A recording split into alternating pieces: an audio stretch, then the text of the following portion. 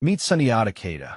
He is a lion, he is a king, and he is about to make the Sasso king Semanguru regret ever leaving the house. First, let's set the stage. Here's the world our story unfolds in, around 1324, with Mecca right at the heart of it.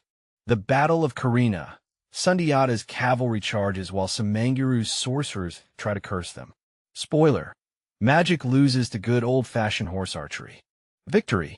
Sundiata stands over a defeated Semanguru, who vanishes into a cave like a dramatic villain. The Mali Empire is born, and the lion roars. Mali's gold mines at Bambuk, Bure, and Lobi are not just holes in the ground. They're the world's most fabulous piggy banks, and Mansa Musa has the keys. Every year, caravans of camels stagger across the Sahara, each hump weighed down with gold bars destined for North Africa. The camels are not amused. The trans-Saharan trade is a golden highway. Mali's gold flows north, and in return, salt, cloth, and books come south. It's the original global economy, and Mali is the star customer. Mansa Musa takes the throne in 1312. He looks around at a stable, wealthy empire and thinks, right, now what? His predecessor, Abu Bakr II, vanished at sea trying to explore the Atlantic. Musa inherits a golden empire and a missing person mystery. The empire is rich, peaceful, and well-run. Musa's biggest problem is figuring out what to do with all this gold. Spoiler: he'll figure it out. Mansa Musa eyeballs the camel train like a kid on Christmas morning, except his gift is a literal mountain of gold, and the camel's gift is a long, grumpy walk. Word of the pilgrimage spreads like wildfire. Merchants in Timbuktu start packing extra dates. They smell profit. Or maybe that's just the camels.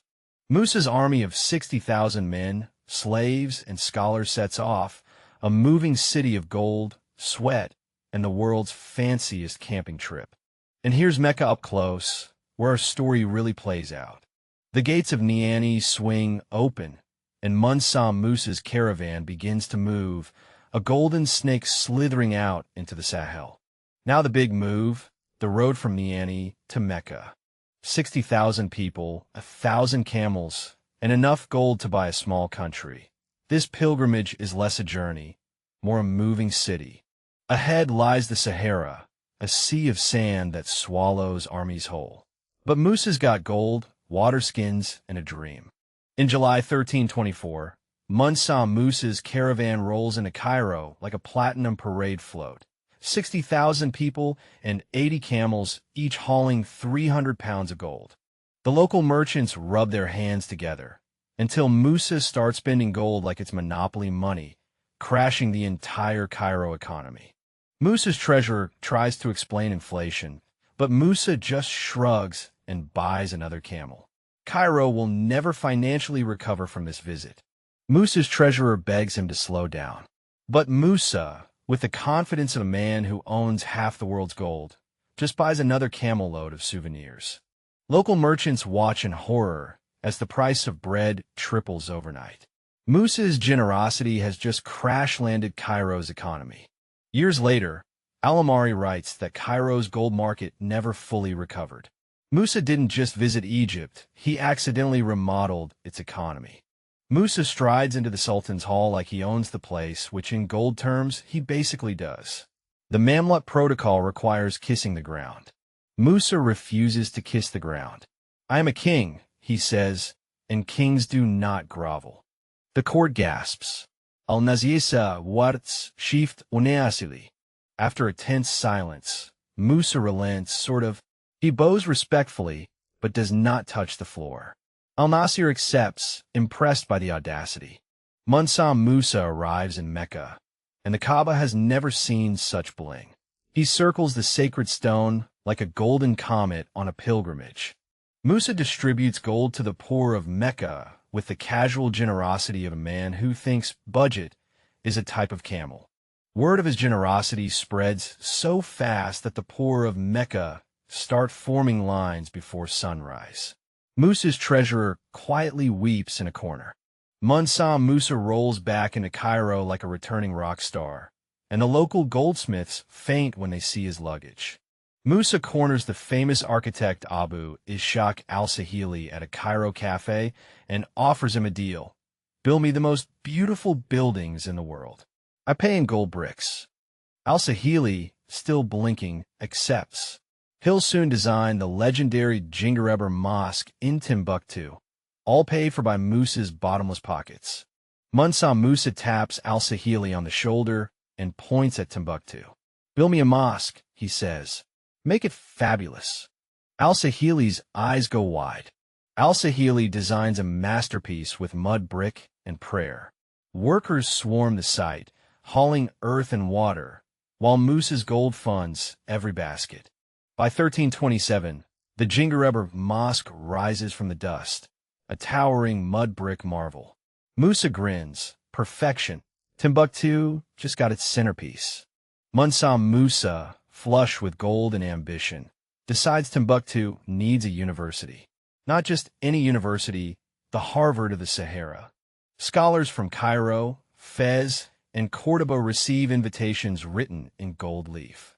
The postage alone could feed a village for a year. The Sankor Madrasa opens its doors. Students pack the courtyard, arguing over astronomy, law, and who has the better camel. Musa's armies march south to the goldfields of Bambuk, their spears glinting. The local chiefs take one look at the bling and decide resistance is overrated. The city of Gao, once a rival, now bends the knee. Musa rides in on a camel, waving like a monarch on a victory lap. The locals bow, but some eye his camel with envy.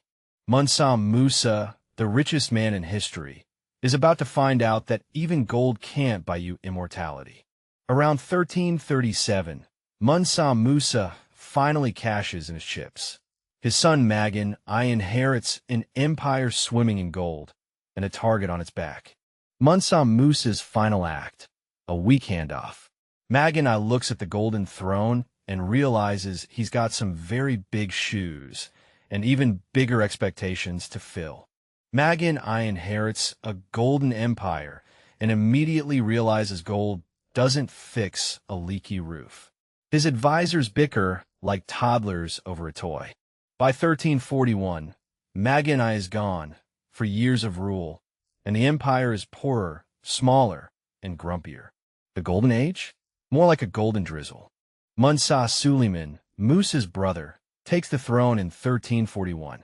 He looks at the mess Maghan left and sighs deeply. Time to get to work. Sulayman summons the provincial governors, who had been ignoring the capital. They arrive expecting a scolding, but Sulayman greets them with a smile and a list of demands. The governors cough up their tribute: gold, salt, slaves, and ostrich feathers. Sulayman counts it all, nodding. The empire's treasury begins to refill, one bag at a time.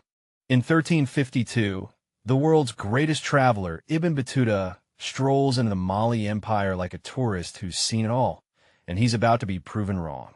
He arrives at the court of Mansa Sulayman, expecting a grand reception.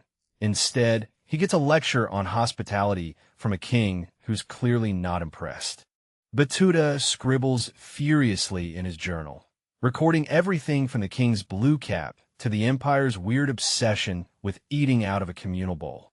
Mansa Sulayman dies in 1360, leaving the throne to his son, who immediately starts a family feud over who gets the biggest gold nugget.